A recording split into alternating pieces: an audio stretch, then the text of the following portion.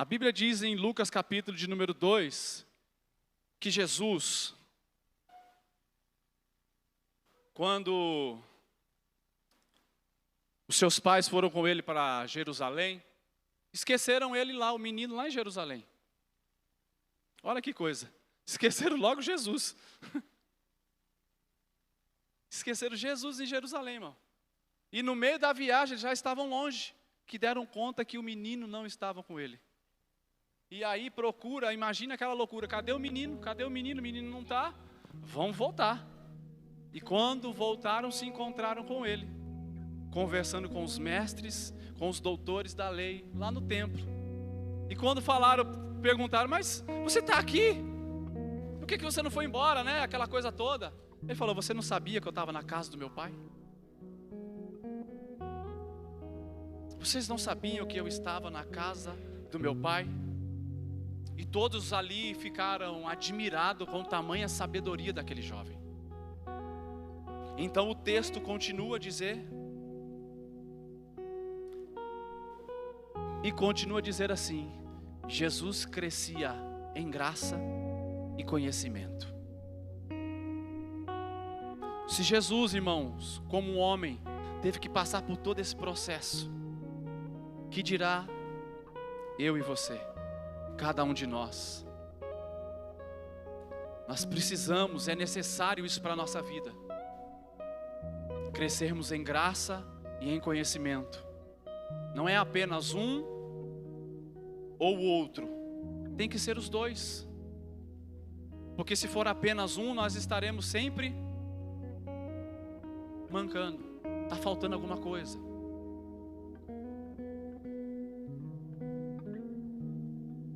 E o conhecimento das Escrituras é que vai ampliar as experiências que você já vem vivendo com Ele. E vai trazer sustentação para você ter a convicção daquilo que você está falando, daquilo que você está vivendo, daquilo que você está experimentando. Então a graça é totalmente necessária, mas o conhecimento que vai unificar uma coisa na outra, para que nós possamos andar com clareza, com direcionamento, sem questionamentos. E às vezes não é em todo lugar. Muito conhecimento também é muito problema, né? Às vezes se tornamos muito críticos, deixamos de acreditar em tudo, questionamos tudo, duvidamos de tudo. É porque está faltando graça. Está faltando graça. Jesus falou assim, em Mateus capítulo de número 13, conversando com os seus discípulos. Ele falou para eles assim, misericórdia eu quero, e não sacrifícios. Dizendo que a estrutura de toda a lei, de todos os mandamentos que haviam sido estabelecidos através de Moisés lá atrás, eles não poderiam superar o amor. Não poderiam. Porque o maior de todos é amar e o próximo é o próximo como a si mesmo. E não era exatamente isso que os doutores da lei estavam fazendo. Eles estavam fazendo totalmente o oposto. Estavam priorizando muitas outras coisas e deixando aquilo que era essencial para trás.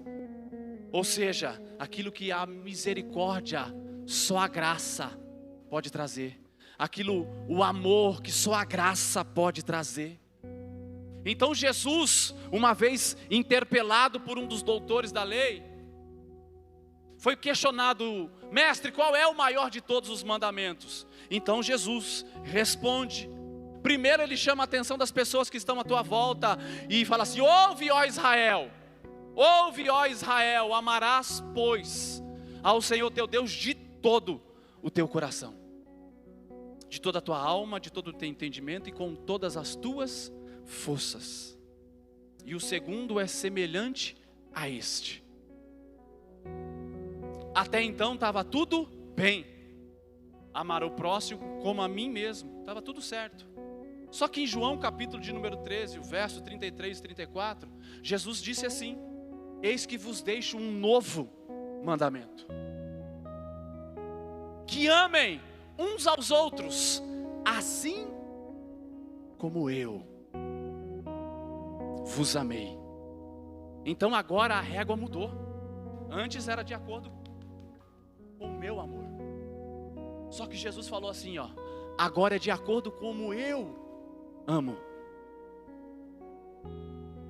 Então por isso que é necessário eu crescer em graça e em conhecimento, para que as duas coisas andem juntos, e eu saiba ter um equilíbrio de quem não é demais para cá e também não é demais para lá, mas ter um equilíbrio. Só assim eu vou conseguir ser um imitador de Cristo.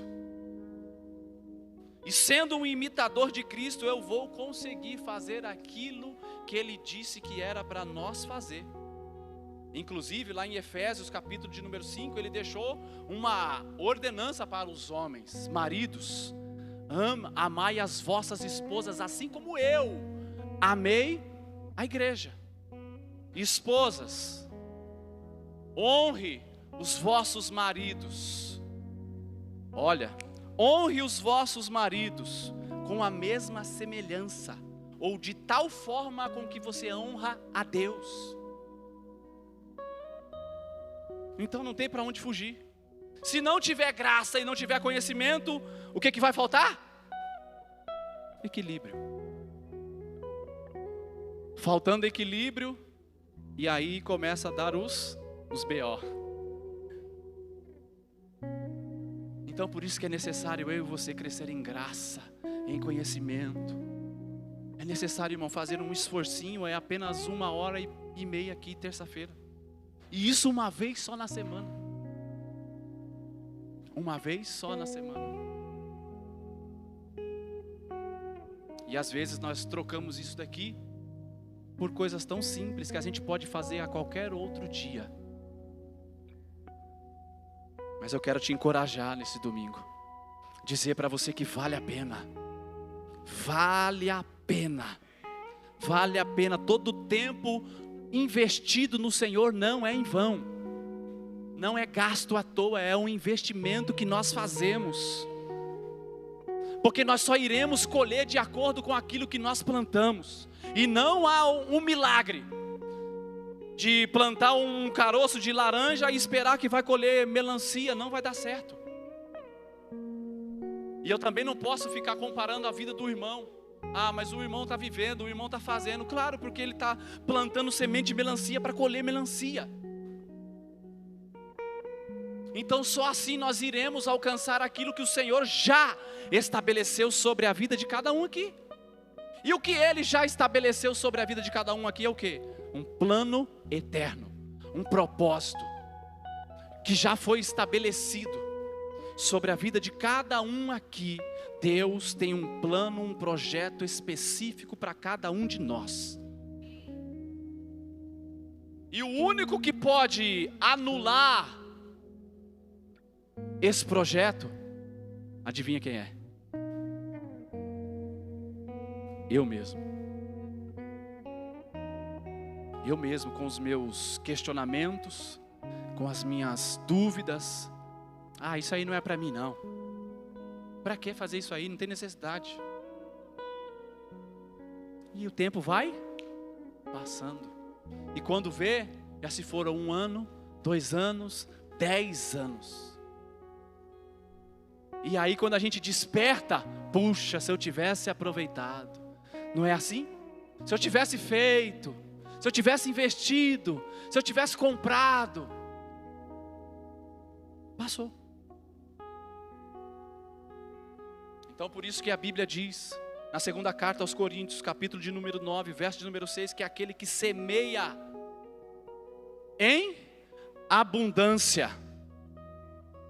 Aquele que semeia, aquele que acredita naquilo que está fazendo. Aquele que crê na semente que está entregando e no lugar a qual ele está depositando a sua semente.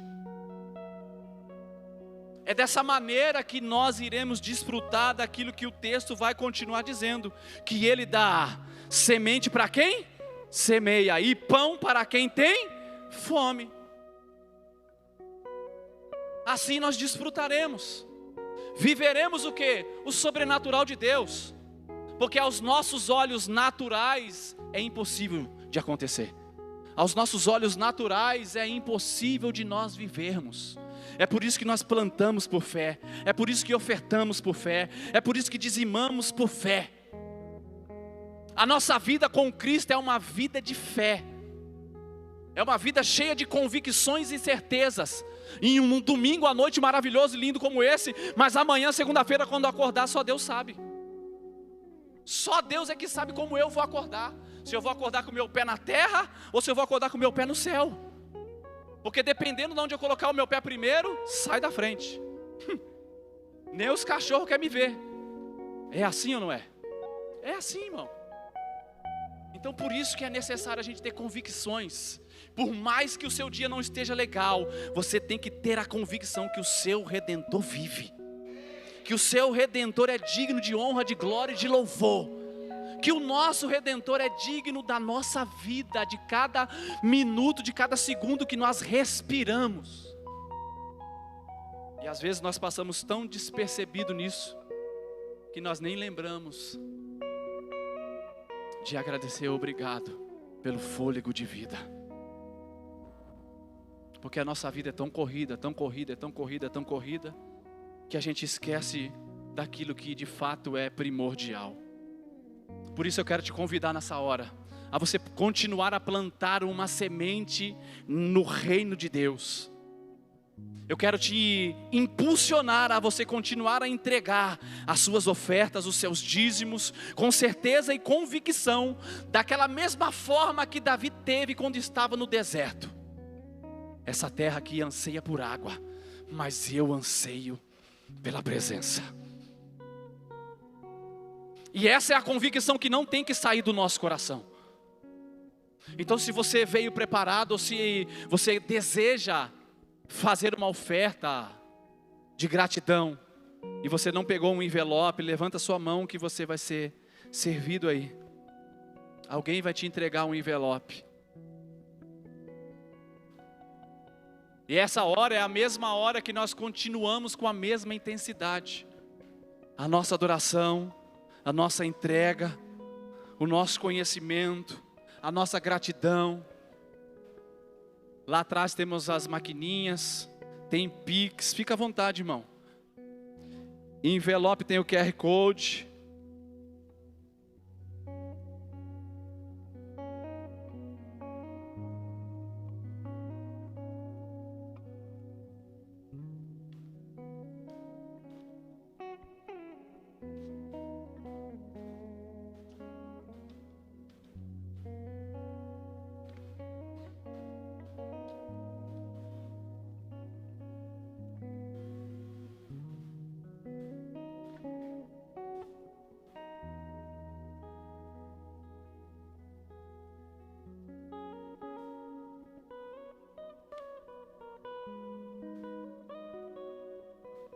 Aqui, meu filho.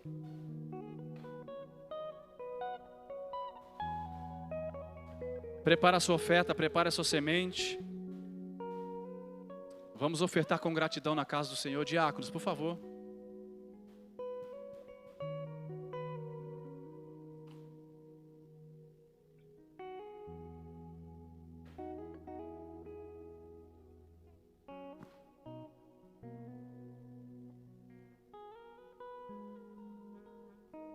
Glória a Deus.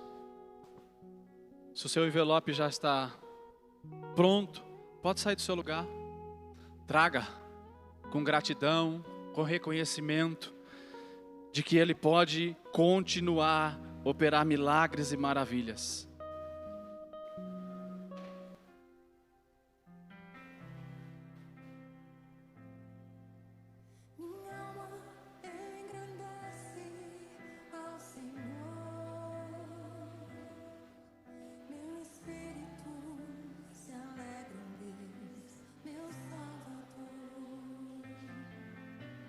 Pois com poder tem Sim. Todos? Vamos. Sim. Ele é santo. Poderoso. Levante as suas mãos para cá. Aponte as suas mãos para esse cesto. Libera uma palavra aí. Libera uma palavra. Libera uma palavra aí de prosperidade, uma palavra de bênção. Libera aí uma palavra de socorro. Libera aí uma palavra de provisão, de cura. Libera aí. Sim, Jesus. Interceda pelos pedidos de oração. Sim. Sim. Sim, Jesus. O Senhor é poderoso. Faz mesmo, Jesus, faz mesmo. O Senhor é poderoso. O Senhor é poderoso para fazer infinitamente mais. Visita cada um destes pedidos, Senhor. Opera cura, milagres, maravilhas. Traga resposta. Que haja libertação, renovo, restauração, provisão do alto. Que vidas sejam salvas, resgatadas, fortalecidas, visitadas, tocadas. Porque há poder no seu nome. O Senhor é santo mesmo. Isso, abençoa, abençoa essa semente. Abençoa essa semente em nome de Jesus. Profetiza sobre cada pedido, profetiza. Profetiza, profetiza, profetiza mesmo. A toda autoridade na igreja do Senhor Jesus. Sim, Espírito Santo. Sim, Senhor. Louvamos o Teu nome, por tudo que o Senhor tem feito no nosso meio. Em nome do Senhor Jesus, nós dizemos amém, amém. Amém, amém, glória a Deus. Isso, glorifica o Senhor. Aleluia. É para ler? Ótimo. Eu esqueci do meu filho. Por favor, volta alguém aqui, ó. Falei. Obrigado.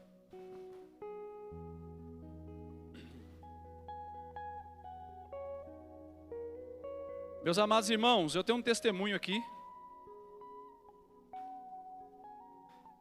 E eu quero fazer a leitura dele.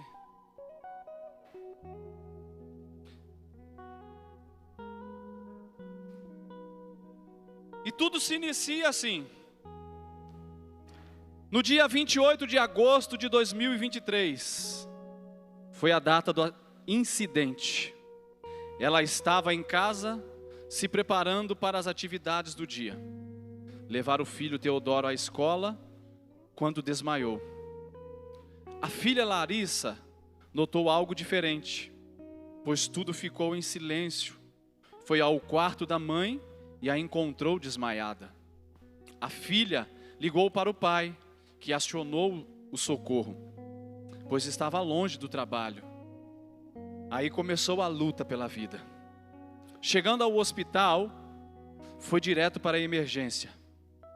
Foi aí que a filha ligou para a avó e as tias. Quando a avó, Paula, chegou no pronto-socorro, recebeu a notícia que a filha havia tido um AVC. Os médicos foram falando que só um milagre para sair viva dali. Foram 10 dias de apreensão até a transferência para o hospital de Franco da Rocha, aonde aconteceu a cirurgia que, segundo os médicos, seria a última tentativa.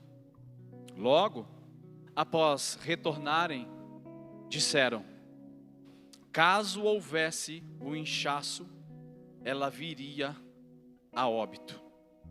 Porém, a família, juntamente com a igreja, entrou em oração, clamando pela vida, pois somente um milagre tiraria a Daiana daquele lugar. E o milagre aconteceu. Ela voltou à vida. Começou os tratamentos com os especialistas. Hoje frequenta a AACD e a cada dia temos visto o seu avanço e mais uma vez podemos declarar que a última palavra é de Deus. Eles falaram 2 meses de vida e Deus disse: até que se cumpra o meu propósito. Só o Senhor é Deus. Aleluia!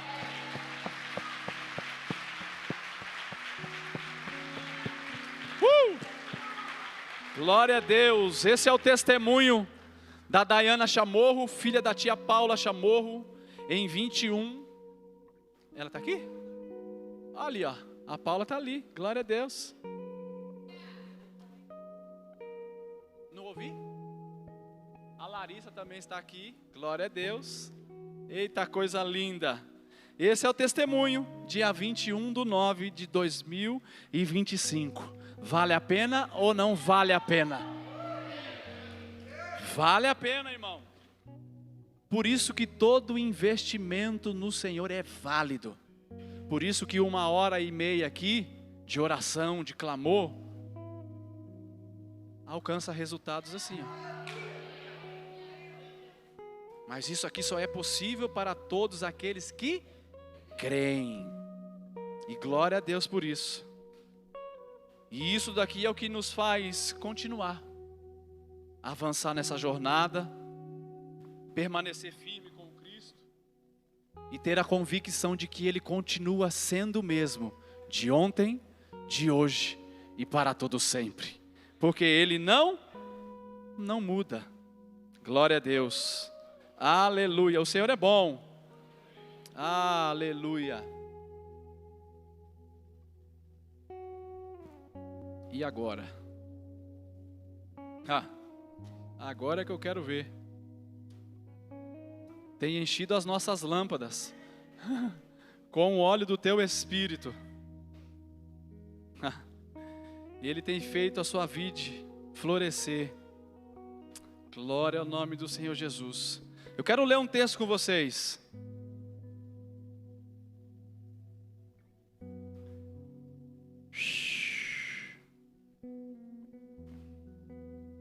Evangelho segundo Mateus,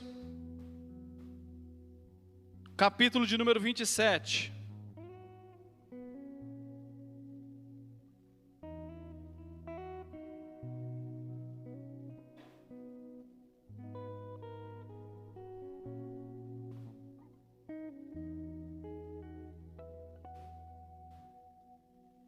O verso de número 54.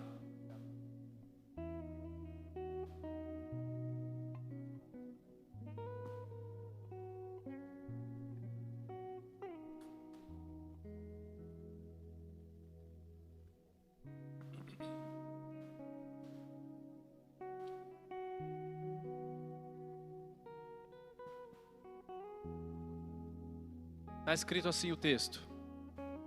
Evangelho segundo Mateus, capítulo de número 27, verso de número 54. O centurião e os que com ele guardavam a Jesus, vendo o terremoto e tudo o que se passava, ficaram possuídos de grande temor e disseram: verdadeiramente, este era o Filho de Deus. Repita isso comigo: verdadeiramente, este era o Filho de Deus.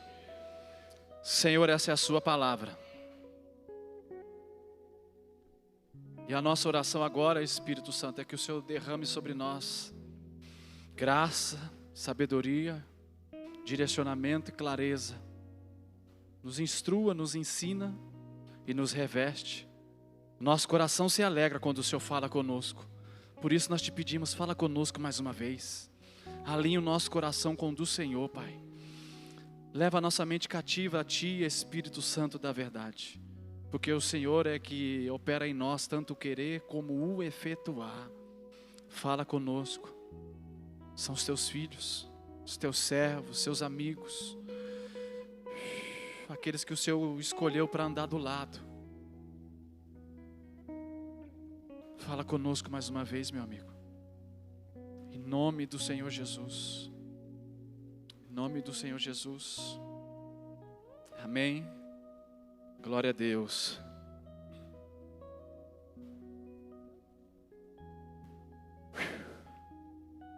Aleluia. Ai, Jesus.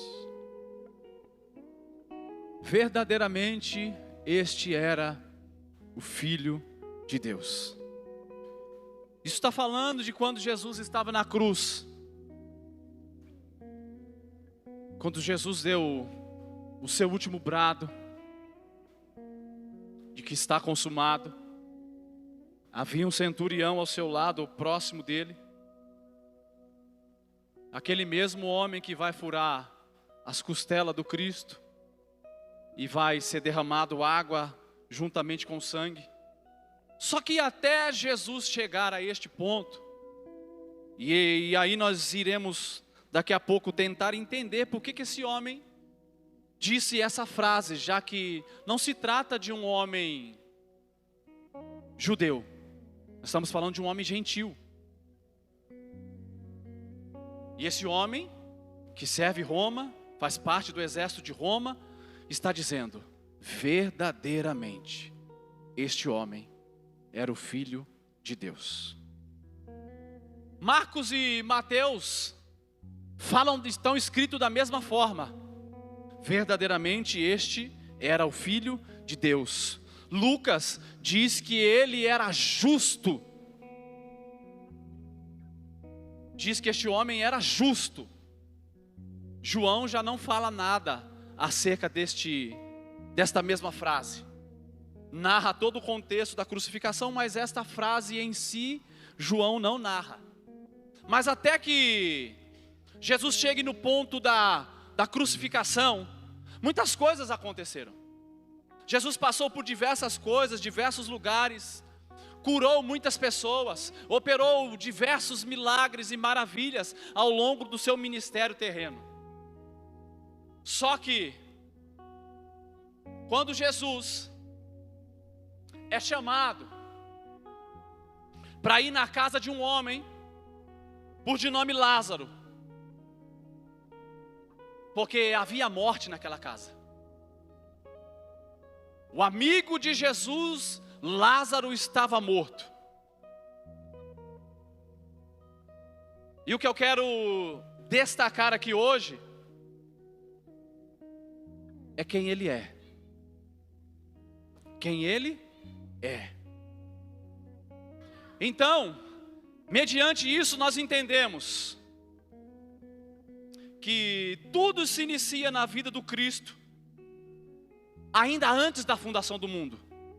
Quando 1 Pedro, capítulo de número 1, verso de número 20, diz que antes da fundação do mundo, o Cordeiro de Deus já havia sido sacrificado. E da mesma igualdade em Apocalipse, capítulo de número 13, verso de número 8, diz parte do versículo que também o Cordeiro de Deus já havia sido imolado antes da fundação do mundo.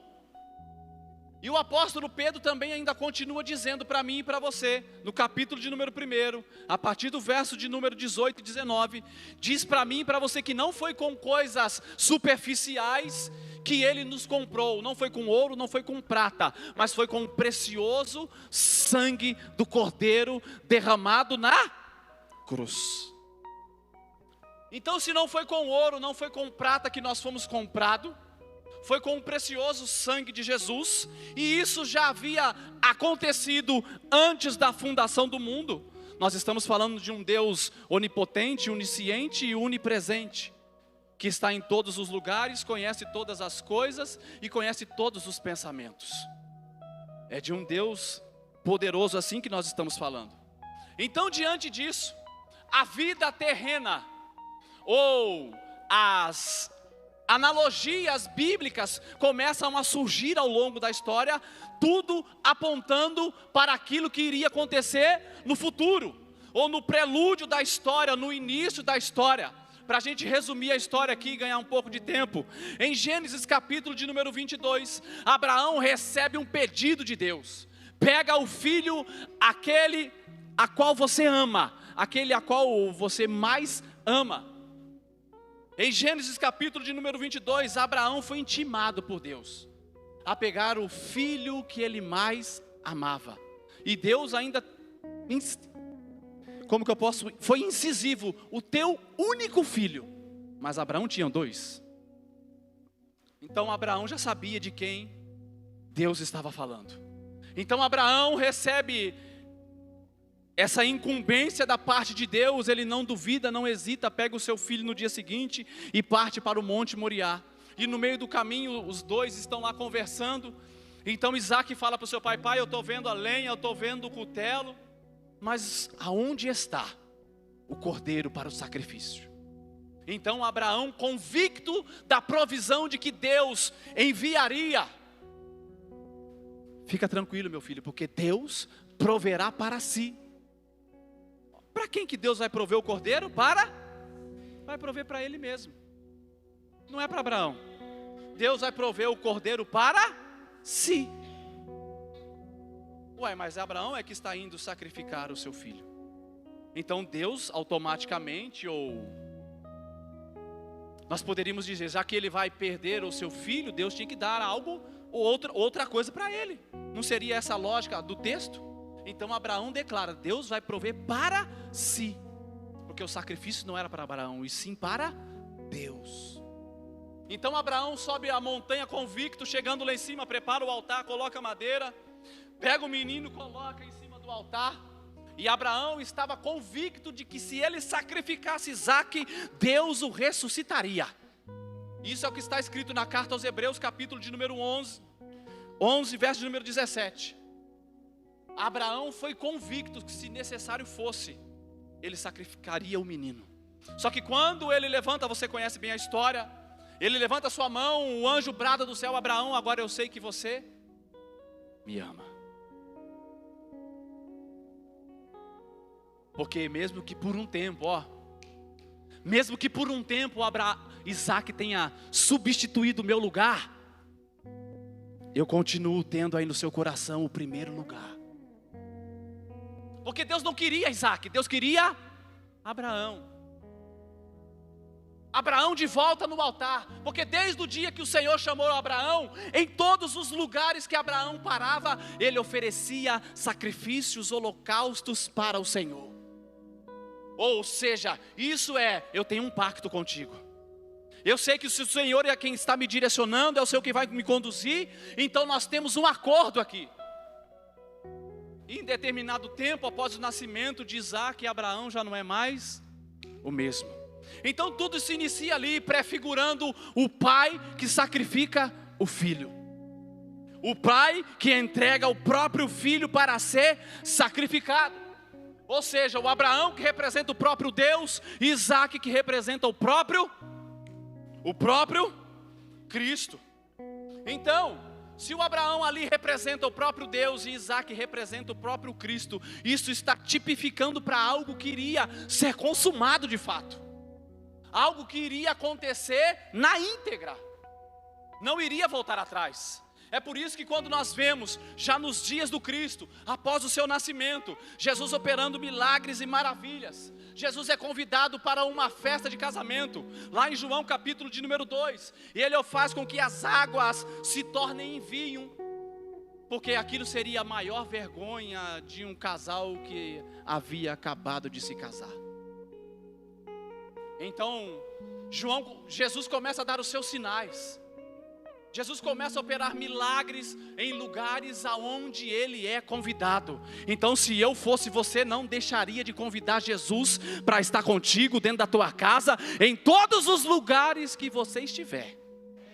Não deixe de convidar ele, porque se ele estiver junto, pode ter certeza que algo glorioso vai acontecer. Isso é certeza. Então, em João capítulo 1, Jesus transforma a água em vinho. 2, João capítulo de número 3, Jesus tem um diálogo com Nicodemos, dizendo para ele, mostrando para Nicodemos, que se não nascer da água e do Espírito, não pode entrar no reino dos céus. Então Jesus expõe para ele o tamanho do amor de Deus para aquele homem. Já no capítulo de número 4, Jesus tem um diálogo com uma mulher, oferecendo para ela água. Mas antes de oferecer água para ela, é ele quem pede água para ela. Vai entender essas coisas. Ele pediu água para ela. Dá um pouquinho da sua água aí. Então surge todo aquele diálogo que você já conhece.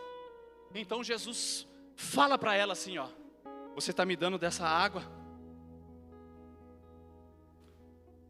mas se você beber a água que eu tenho, vai mudar a sua vida, vai mudar a sua história. E não é à toa que isso aconteceu de fato. Aquela mulher ganhou a cidade inteirinha ali para Jesus. E depois que aquele povo se aproximou de Jesus, eles disseram para ela: agora já não é mais por aquilo que você nos fala, e sim por aquilo que nós estamos ouvindo do próprio Cristo. E em João capítulo de número 5, Jesus entra em um templo. Há um homem que está enfermo há 38 anos, deitado lá na beira de um tanque, aguardando o movimento, acontecer alguma coisa, ó. Movimento. Mas tem alguém que já está lá há 38 anos, aguardando o movimento das águas. E Jesus entra no templo e ninguém percebe. 38 anos. Jesus chega para esse homem e faz uma pergunta: você quer ser curado?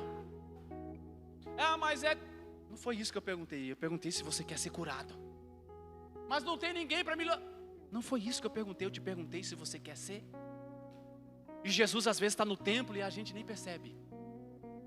Ele entra, passa despercebido e a gente está lá, sem entender o que está acontecendo, sem prestar atenção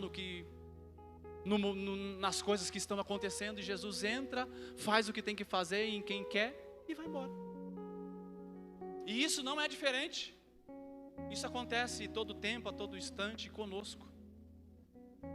Ele vem, te chama e nós não damos atenção devida. Só que em João capítulo de número 6, Jesus anuncia para aqueles homens que Ele é o pão da vida que desceu do céu, que aquele que comer da sua carne e beber do teu sangue, esse tem parte com Ele.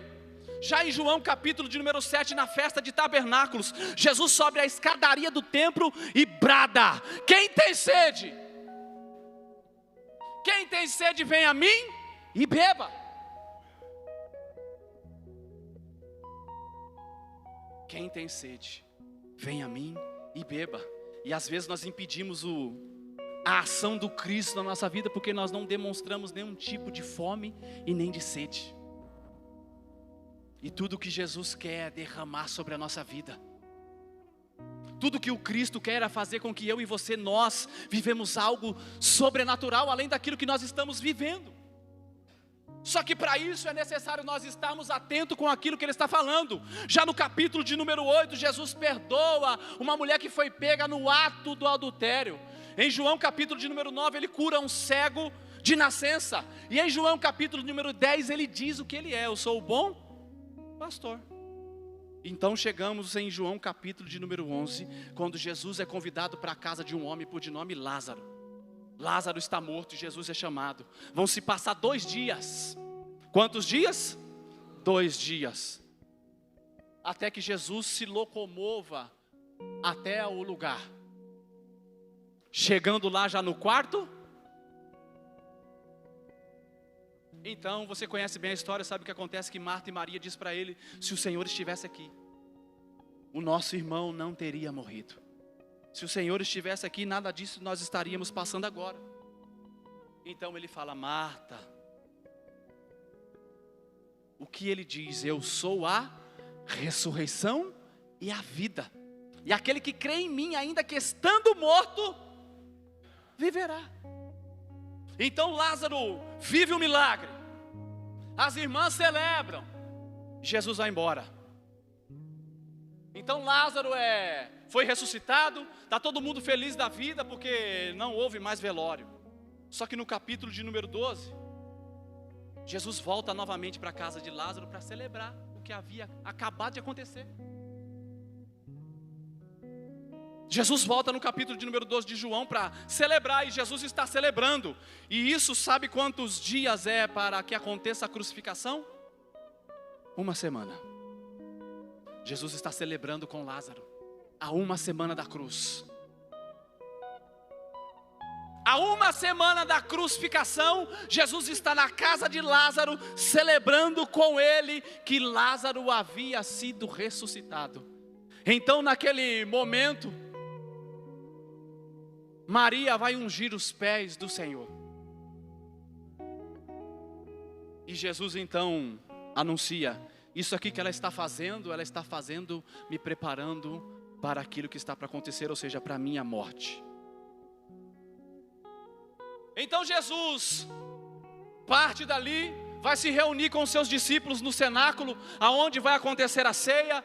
Eles vão partilhar do pão e do suco, do vinho ali. E naquele dia, naquele momento, Jesus disse para os seus discípulos que ele iria ser traído. Que aquele que colocasse a mão no bocado, que comesse do pão que Jesus entregasse, aquele seria o traidor.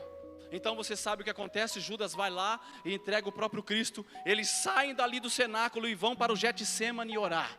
Jesus vai com seus discípulos orar no Getsêmani.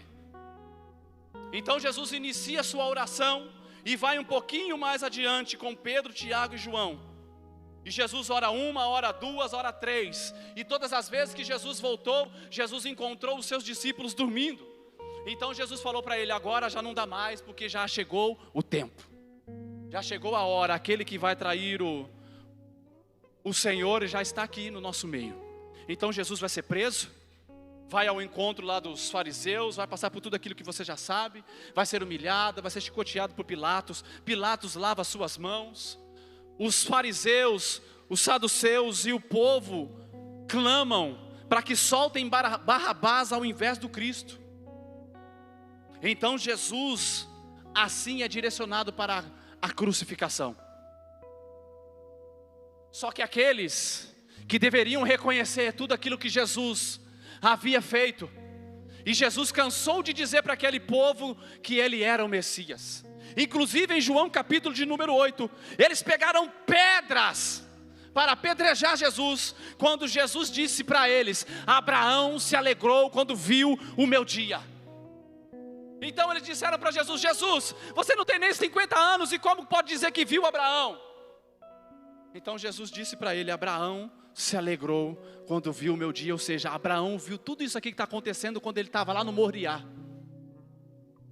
Tudo isso que eu vou viver daqui a pouco, Abraão já havia contemplado. Abraão já tinha vislumbrado o sacrifício da cruz do Cordeiro. Ou seja, Abraão, é por isso que a Bíblia diz que através dele, o descendente dele, todas as nações da terra seriam abençoadas. E isso só é possível por intermédio do Cordeiro de Deus, que vai derramar o seu sangue na cruz do Calvário. Então Jesus vai ser levado para a cruz. No meio do caminho alguém vai colocar um homem para ajudar ele a carregar a cruz. Aquele homem ajuda Jesus a chegar até o Gólgota.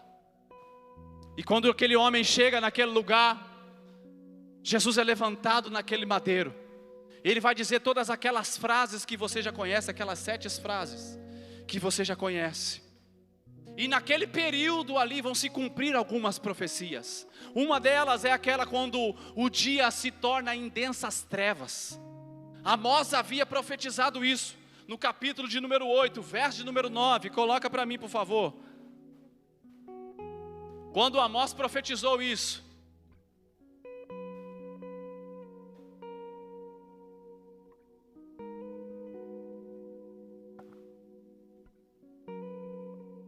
que em plena luz do dia, Amós capítulo 8, verso 9.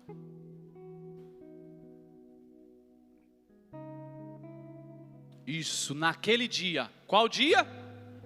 Naquele dia. Farei o sol se pôr ao meio. Vamos ver se é isso mesmo.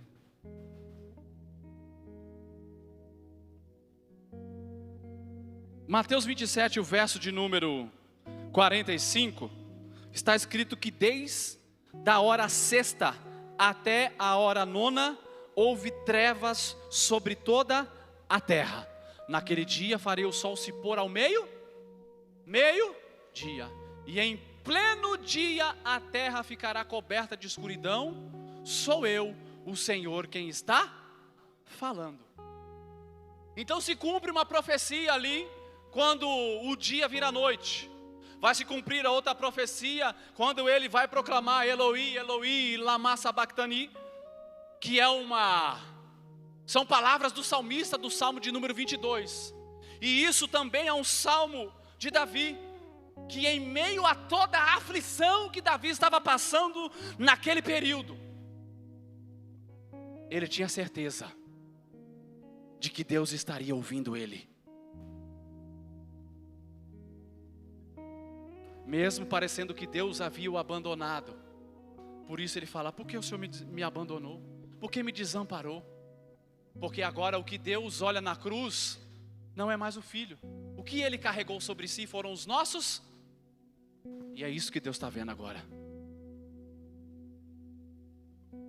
Então há silêncio. Há silêncio, mas as palavras estão se cumprindo.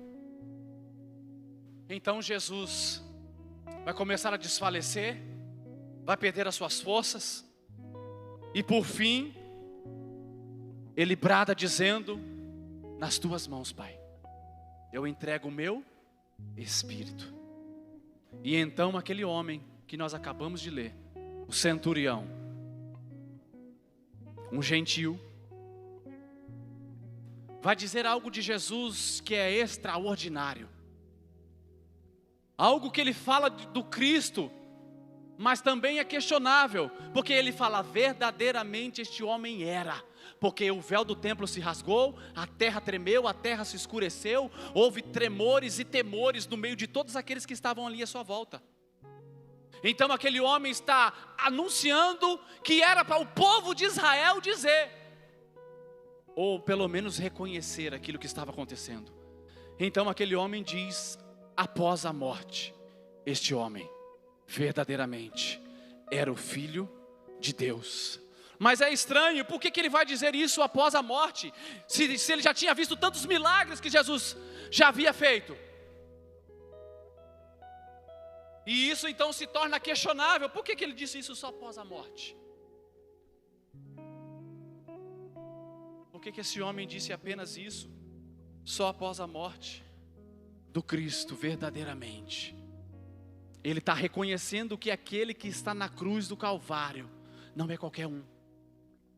Ele está reconhecendo que aquele que está na cruz do Calvário é diferenciado daqueles outros que estão ao seu redor. Que aquele que está na cruz do Calvário, ele não é qualquer um. Porque tudo que nós contemplamos aqui hoje nesse dia, tudo que aconteceu aqui é sobrenatural. Porque nós fazemos isso aqui todos os dias e nada disso acontece.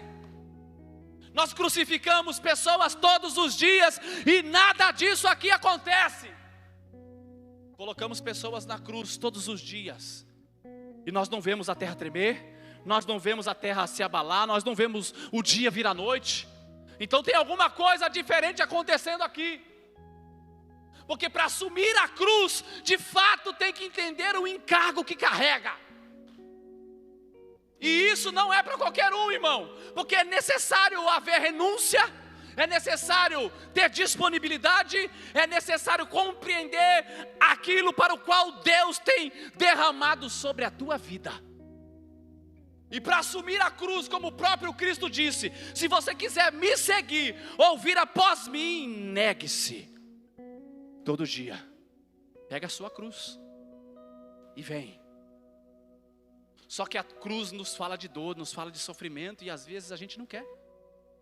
Fala de renúncia, de se doar mais, de se entregar mais, de viver mais. Só que a gente não quer, a gente quer continuar naquele marasmo, naquela tranquilidade de que aquele homem estava vivendo até aquele momento. Porque a vida dele era tranquila até ali. Era ele que subjugava o povo. Era ele que oprimia o povo. Então estava tudo tranquilo até aquele momento. Porque ele acabou de vivenciar algo que o faria testemunha. Porque após a morte do Cristo, após o furo nas suas costelas, aquele homem é chamado por Pilatos. Porque tinha alguém lá na sala de Pilatos querendo o corpo do Cristo. Então o centurião é chamado na sala de Pilatos e é questionado: ele está morto mesmo? Ele morreu mesmo? Então aquele homem passa a ser uma testemunha: ele está morto. De fato ele morreu. Então, se de fato ele morreu, não temos mais o que fazer. Pode levar o corpo. Porque para que serve um corpo morto? Para que serve um corpo morto? Não faz mais milagres, não fala mais nada, não tem mais ensinamento. Para que serve um corpo morto? Se não tem fome, mais sede de querer mais, para que serve um corpo morto? Para quê? Do que um corpo morto é capaz de fazer. Se você joga ele lá ele fica. Se você chutar lá ele não se mexe. Para que serve um corpo morto, irmão? Para nada. Para nada serve um corpo morto. Então é por isso que eu, você, cada um de nós precisamos continuar a cada dia entendendo que necessário é renunciar para viver aquilo que Ele já estabeleceu, aquilo que Ele já te chamou para viver, aquilo que Ele já estabeleceu como projeto sobre a tua vida. E por mais que você tente relutar, quando você olha para o lado vai aparecer alguém, quando você olha para o lado vai aparecer alguém, e aí você vai olhar para trás e não vai ter ninguém, então é contigo mesmo. Essa madrugada mesmo, um homem sofreu um acidente de moto na porta da minha casa. Eu estava lá meio sonolento e escutei aquele barulho. Meu Deus, bateu algum carro. Levantei, abri a janela e vi a moto jogada lá e só o gemido do homem. E aí levantei, fui lá fora, fiquei no muro olhando. O homem estava sozinho, caído, ai, gemendo. Automaticamente o Espírito Santo falou: isso aí é ser cristão? Ficar do outro lado do muro?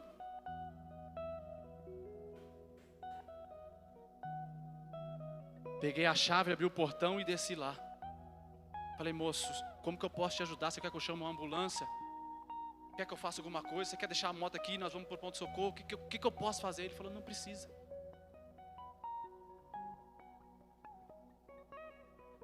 Não precisa. Eu falei: acho que machucou a sua costela. E ele com a mão aqui, gemendo de dor, todo ralado. O homem estava bêbado, irmão. É bêbado. Pensa no homem que estava bêbado. E de repente aquele homem levantou do chão, subiu na moto e falou: não, eu vou embora. Eu perguntei: você mora longe? Não, eu moro aqui perto. Você tem certeza que não quer que eu te ajude? Ele falou: não precisa. Aí ele rosqueou lá o retrovisor da moto, estendeu a mão para mim assim, tocou na minha mão e falou assim: entra para dentro e vai descansar.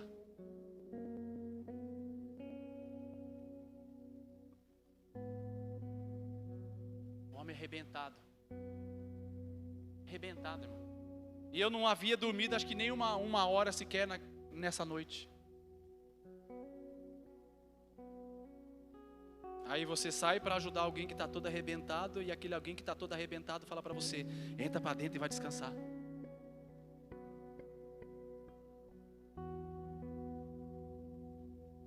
Cada dia, tome a sua cruz, negue a si mesmo. Negue a si mesmo.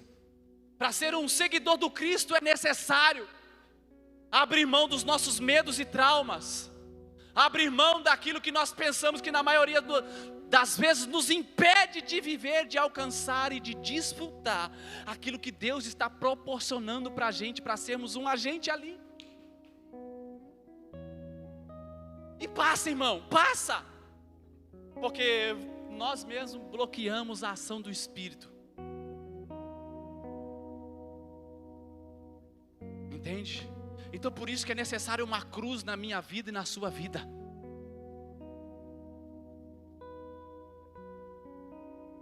É necessário que esteja um centurião do meu lado e do seu lado, para não permitir que eu e você desça da cruz. que se necessário for, vai enfiar a lança, para a gente não abrir mão da cruz. Porque a cruz na minha vida, na sua vida, na minha história, na nossa história, vai remeter-nos a algo que nos chama de arrependimento, de uma vida nova, de uma vida com Cristo, aonde as minhas vontades não subsistem mais, não prevalecem, ou pelo menos não deveriam. É por isso que quando nós falamos aquele texto que está escrito em Gálatas capítulo número 2, já não vivo mais eu, mas o Cristo vive em mim. Agora é o Cristo quem vive em mim. Então, se o Cristo vive em mim, como que eu posso deixar a cruz? Como que eu posso querer descer da cruz? Como que eu posso querer abrir mão da cruz? Se isso faz parte do pacote, se isso faz parte daquilo que Ele confiou para mim e para você. Todo dia tome a sua cruz, ou seja, todo dia olha para lá. Olha de onde eu te levantei. Olha o que eu já fiz na sua vida. Olha o que eu estou fazendo no meio da tua família. Olha aí, contempla. E você quer parar por essa pouca coisa aí? Você quer abrir mão por essa pouca coisa aí? Você quer chutar o balde por isso aí que não é nada? Olha o que eu fiz na tua vida. Olha o que eu fiz pela igreja. Olha o que eu fiz por esse corpo vivo. Olha, contempla. Os discípulos de Jesus, quando estavam no meio da tempestade, indo para outra margem do rio, surgiu uma tempestade muito forte, e o apavoramento tomou conta do barco daqueles homens. De repente a água começou a entrar no barco. Jesus estava no barco, porém estava dormindo. Mas ele estava no barco, sim ou não? Sim. E aqueles homens entraram em desespero. Por isso que quando ele acorda, ele diz, e chama eles, homens de pequena, porque ele já havia dito antes, nós chegaremos na outra margem do rio. E quando Jesus dá uma ordem para o vento e para a tempestade, um olha para o outro e diz, quem é ele? Que até o vento e o mar lhe obedecem, quem é ele? Então eles dizem, verdadeiramente, este é.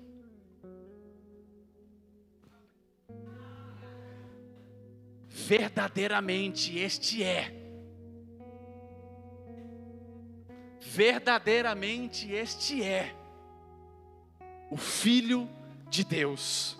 Então, se verdadeiramente Ele é o Todo-Poderoso, Ele é aquele que faz vento e tempestade se acalmar, Ele é aquele que traz vida onde tem morte, Ele é aquele que traz provisão aonde há necessidade, Ele é aquele que supre de acordo com a necessidade de cada um, porque Ele continua fazendo coisas maravilhosas. E não é à toa que ao longo de toda a história, e nós já vamos encerrar, Ele entrou na casa de um homem por de nome Zaqueu e operou um milagre lá dentro, sim ou não? Entrou na casa também de Marta e Maria, que nós já falamos, e operou um milagre lá dentro, sim ou não? Sim, ele entrou também na casa de Simão, o fariseu, aonde aquela mulher entrou e derramou nos pés de Jesus um nardo precioso e operou milagres lá dentro, sim ou não? E o que impede dele entrar na tua casa? E o que impede ele de operar milagres e maravilhas no meio da tua família? Porque verdadeiramente este homem é. O nome dele tem todo o poder e toda a autoridade. Porque ele recebe estrangeiros e faz de estrangeiros fazer parte da sua linhagem. Isso ele fez com Ruth, isso ele fez com Raabe, e isso ele fez comigo e com você, nos enxertando na videira. E você está achando que isso ainda é pouca coisa? E o que ele tem para mim e para você hoje é algo maravilhoso, porque nós acabamos de cantar aqui que nós queremos olhar na face dele, Queremos contemplar a face do nosso amado, porque Ele é Deus maravilhoso, Deus sublime, Deus poderoso, desejável. Não há outro como Ele. Verdadeiramente este é. Este é aquele que você canta, este é aquele que você profetiza, este é aquele que você declara. Através do nome dEle, você crê que Ele pode operar milagres e maravilhas. Ele nos restabeleceu como ministros do que? Da restituição, reconciliação. Ministros da reconciliação. E o que a reconciliação significa? Nada mais é do que reconciliar aquele que não faz parte do nosso lado. Então, se Ele já derramou sobre nós toda a ousadia, toda a autoridade, toda a capacitação, e ainda intimou eu e você a ser testemunha dEle. Pode vir, louvor, por favor, para parecer que está terminando. Fica tranquilo, irmão.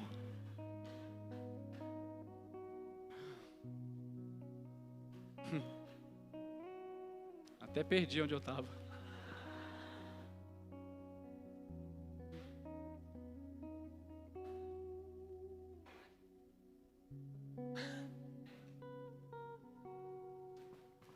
Então Ele nos chamou como agentes de reconciliação, para sermos suas testemunhas, para tomar a nossa cruz dia após dia, seguir o Cristo. E jamais, irmão, pense de descer de lá. Não queira jamais abrir mão da sua cruz, porque é na cruz que fica tudo aquilo que tenta nos impedir.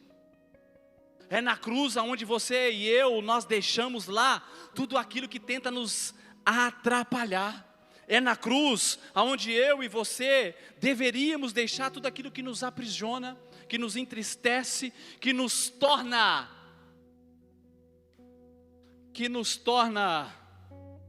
inferiores. Então é na cruz que eu e você de fato reconheceremos quem nós somos. Porque tem alguém no pé da cruz e vai dizer verdadeiramente: eu sei quem é esse cara aí. Agora eu sei quem é esse cara aí, ó. Ele não é outro senão o Filho do Todo-Poderoso. Ele é de fato aquilo que ele vinha anunciando, ano após ano, dizendo, declarando: eu sou o que sou. Eu sou aquele que vocês aguardavam. Eu sou aquele que vocês esperavam. Eu sou o Messias desejado, eu sou o Messias aguardado. Eu sou aquele. E essa convicção tem que ficar dentro do coração de cada um de nós, porque Ele veio buscar e salvar aquilo que havia se perdido. Porque aquilo que Jesus faz, Ele só faz porque vê o Pai fazer. Se o Pai trabalha até hoje, eu trabalho também. Se o Pai está agindo até agora, eu necessito agir também. Então por isso, nessa noite eu quero deixar um encorajamento para você. Não permita que as adversidades parem a sua jornada. Não permita que os pensamentos opostos tentam suprimir aquilo que Deus já estabeleceu como uma verdade dentro do teu coração. Porque não dá mais para viver, irmão, do lado de fora, imaginando que aquilo vai ser sempre aquilo daquela forma e nunca vai mudar. Não dá para continuar vivendo uma vida desleixada de qualquer jeito, não dá. Porque o que Deus tem para nós é uma vida de retidão, uma vida de santidade, uma vida de renúncia, é uma vida de graça, de fidelidade, de amor disponível para aqueles que decidem acreditar e reconhecem que a vida que está vivendo não está de acordo com aquilo que Ele disse que nós deveríamos viver. E isso requer um posicionamento. E para se posicionar tem que ter coragem. Para se posicionar tem que ter convicção. Para se posicionar tem que ter certeza daquilo que deseja viver com Ele. E não há uma outra forma que vai fazer eu e você viver, alcançar e desfrutar daquilo que é bom, perfeito e agradável, vivendo uma vida regalada, não. Porque uma vida de cruz negue-se a si mesmo. Tome cada dia uma luta, cada dia uma batalha, cada dia uma guerra. Porque aquilo que eu deveria fazer, eu não tenho feito. E aquilo que eu não devo fazer, isso sim eu tenho feito. Não foi para isso que o Espírito Santo te chamou. Não foi para viver nesse lugar de milindre, de não confiar em ninguém, de não acreditar em ninguém. Não foi para isso que Ele te chamou. Ele te chamou para você ser alguém com quem Ele pode contar. Ele te chamou para ser alguém que Ele quer investir. Ele te chamou para ser alguém aonde Ele vai derramar. Vai encher, vai encher, vai encher. Mas para isso precisa ter coragem de se levantar e dizer: eis-me aqui, conta comigo, Jesus. Porque hoje eu saio desse quarto escuro, eu saio desse lugar de prisão, eu saio desse lugar de aprisionamento. Eu decido sair hoje desse lugar onde os meus traumas me sufocam. Eu decido me levantar hoje, porque tem luz para o seu caminho, tem lâmpada para os seus pés, para te direcionar para um lugar. Esse lugar já está pronto, irmão. Esse lugar já está pronto. Só precisa que alguém decida caminhar até Ele. Ele está te chamando hoje. Cadê você que eu posso contar? Mas eu não tenho te visto nesses dias, não tenho te encontrado nesses dias. Cadê você? Por onde você tem andado? O que você tem feito da sua vida? O que você está fazendo da sua vida, do teu encargo, do teu chamado? O que você está fazendo? Está comprometendo tudo, irmão. Está comprometendo tudo aquilo que é maravilhoso, que Ele já estabeleceu para você viver.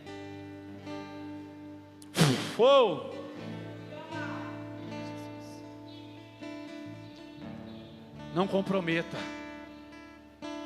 Decida assumir o seu lugar hoje. Decida assumir o seu lugar hoje. Tem um lugar preparado para você. Tem um lugar preparado nessa mesa para você. Nessa mesa não tem diferença, nessa mesa não tem desigualdade. Nessa mesa nós somos todos iguais. Todos Ele chama de filho, todos Ele chama de filha. Todos. E ontem o Espírito Santo me fez lembrar de algo. Quando eu estava trabalhando lá na casa da minha mãe, que um dia eu estava orando dentro do banheiro, na casa que nós morávamos. E naquele belo dia, o Espírito Santo falou comigo assim, ó: você pode até dizer que eu não sou teu pai. Isso com base na parábola do filho pródigo. Você pode até dizer que eu não sou teu pai, mas para mim você sempre será. Você pode até pensar que não é digno, não merece nada, e de fato nós não merecemos. Mas não tem a ver com dignidade e nem com merecimento. Tem a ver com amor, com graça, com fidelidade, com cuidado, com proteção, com um amor demonstrado na cruz do Calvário, aonde de braços abertos Ele nos chama, nos convida, nos atrai e te chama de filho, filha, filho, filha. Não deixe ninguém dizer outra coisa a não ser de que você é filho amado, filha amada. Por isso hoje é o dia que Ele estabeleceu para você correr nos braços dEle e falar: eu não quero sair daqui não. Paizinho, eu não quero sair daqui não. Eu não quero sair desse lugar não, Paizinho. Eu quero ficar no seu colo. Eu quero permanecer nos seus braços. Eu quero permanecer nesse lugar de conforto, de segurança. Eu quero permanecer nesse lugar de cura. Eu quero permanecer nesse lugar onde os medos não me surpreendem mais. Eu quero permanecer nesse lugar onde os traumas não me sufocam.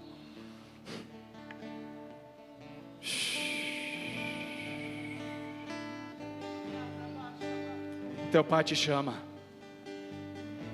O teu pai te chama. O seu paizinho te chama.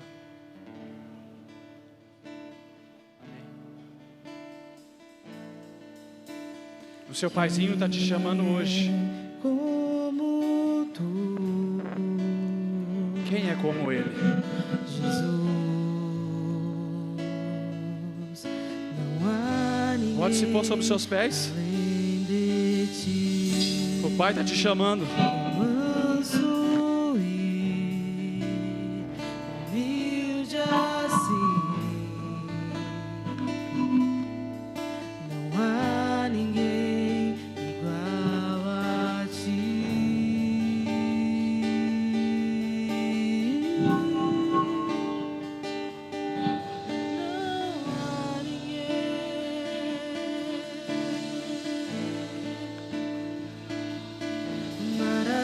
maravilhoso,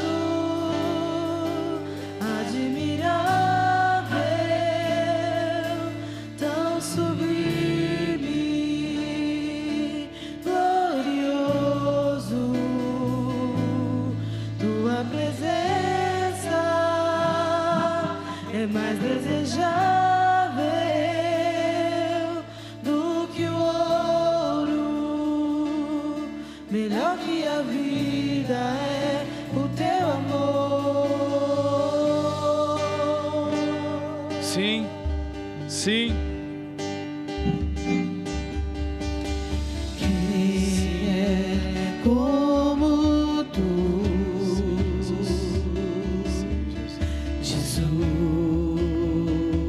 Jesus? Não há ninguém além de ti. É manso e humilde assim. Sim, Jesus. Sim. Não há ninguém igual a ti.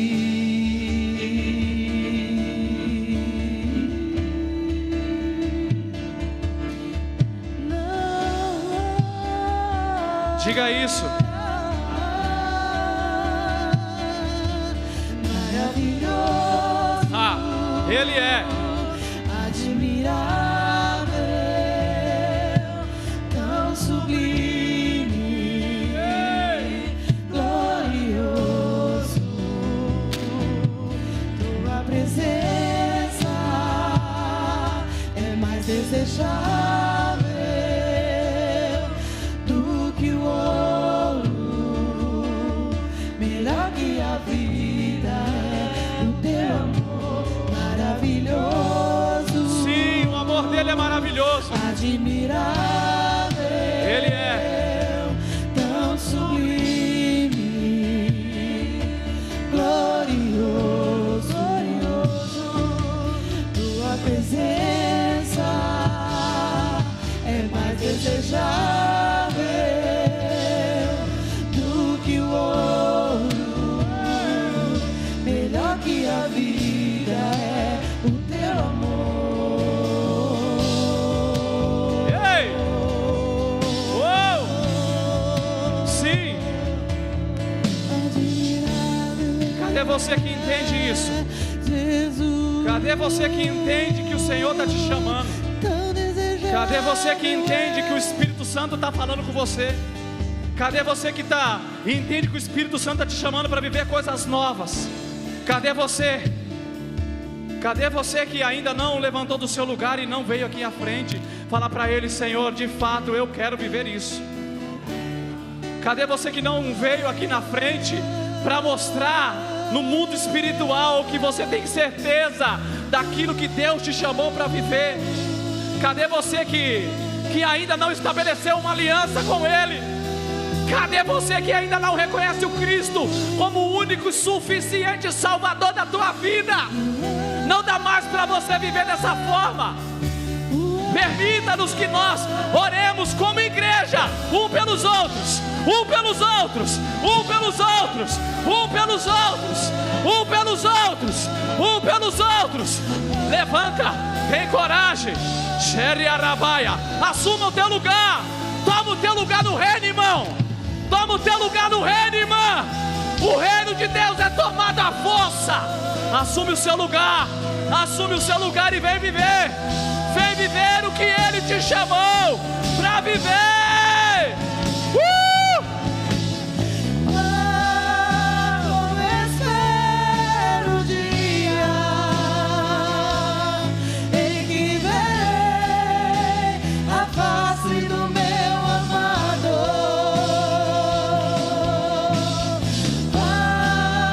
Como espero o dia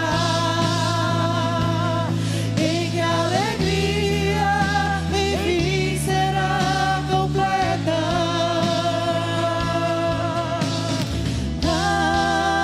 Como espero o dia em que verei a face do meu amado.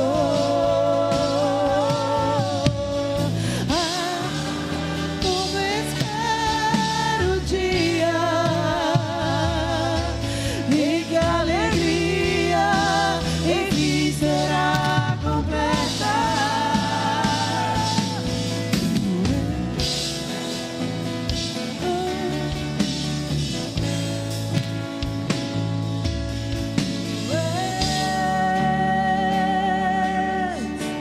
Porque a minha alma esperou a fonte da vida que me encontrou. És o dom de Deus, o Messias, o meu Salvador. Tu és,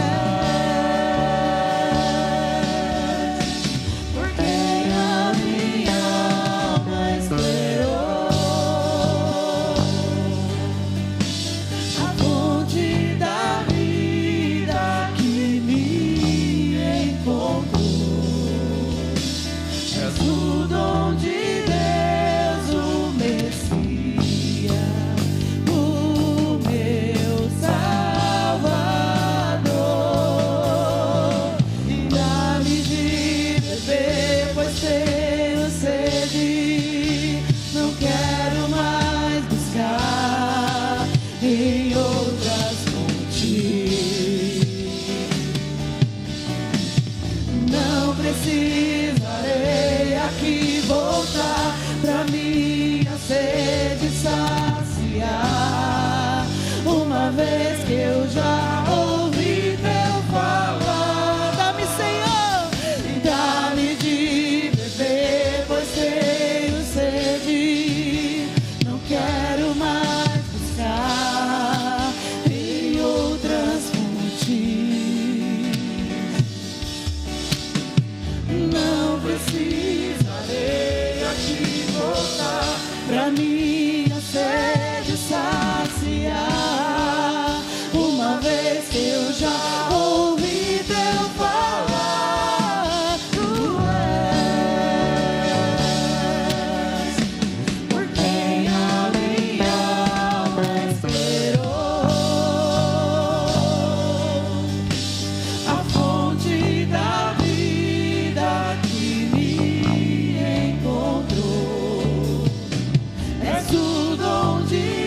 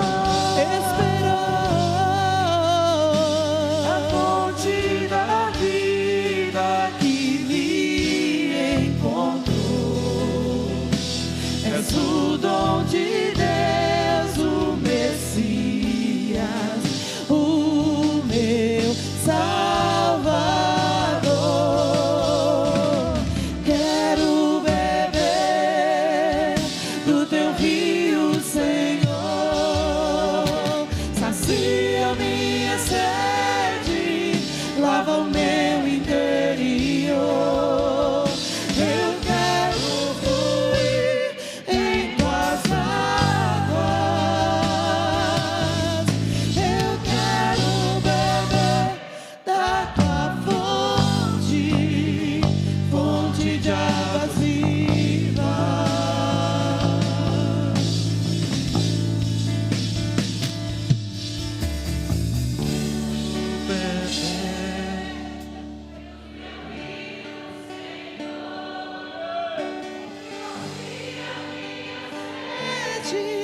Lava o meu interior. Eu quero fluir em tuas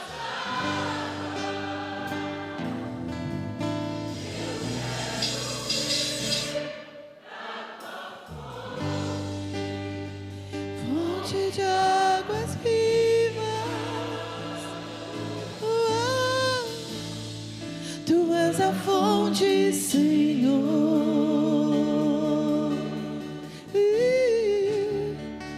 Tu és o rio, Senhor.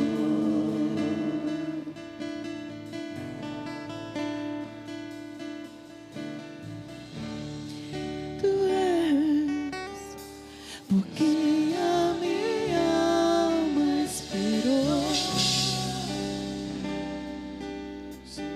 A fonte da vida que me encontrou. És o dom de Deus, o Messias, o Rei Salvador. Levanta suas mãos lá em cima. Levanta suas mãos bem alto, bem alto. Ele é o Messias, o desejado das nações, o pão vivo que desceu do céu. O governo está sobre os ombros dele. O nome dele será Maravilhoso Conselheiro, Deus Forte, Pai da Eternidade, Amém, Jesus. Príncipe da Paz. Aleluia. Que o Senhor continue Obrigada, cuidando de Jesus. você e da sua família.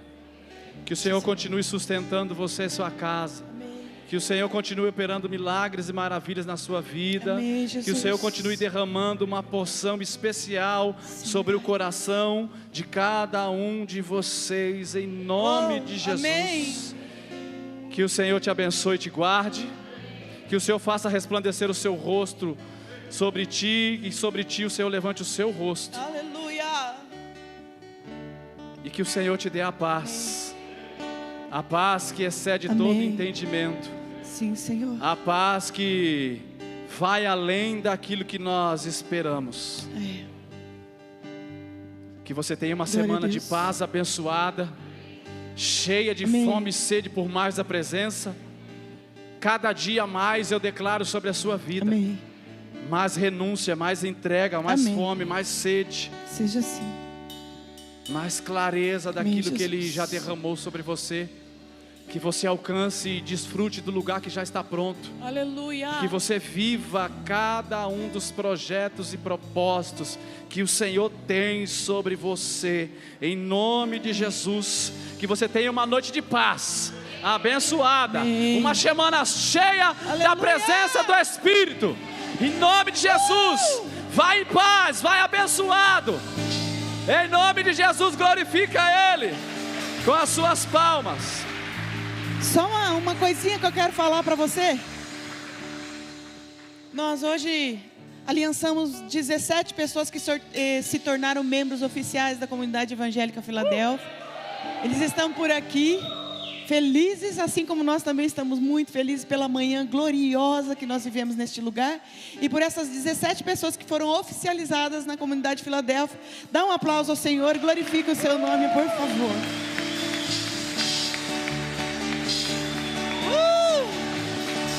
Obrigada, Jesus.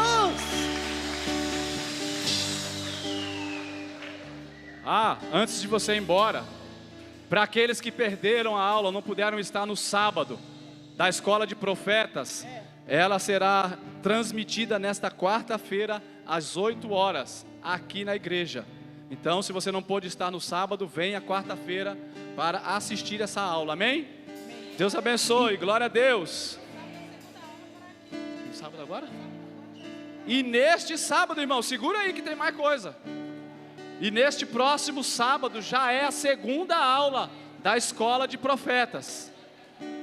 Então venha sábado a partir das 9 horas. 27. Dia 27. Tá certo. Dia 27, isso aí. Deus abençoe! Uhul!